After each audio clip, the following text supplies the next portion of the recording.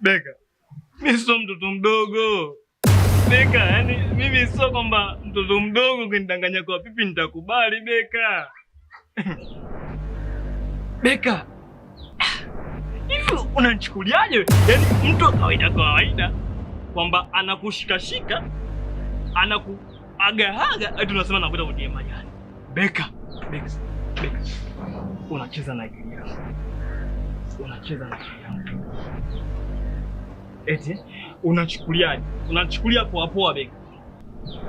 Umechanganyikiwa? Yaani unadiriki kunikunja mbele ya hadhara ya watu.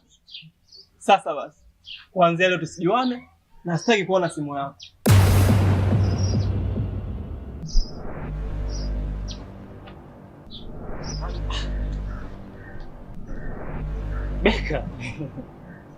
Beka, unanifanya nimepagaa Beka. Unanifanya kuwa chizi Beka. Hata unanikomalia kwa mazi.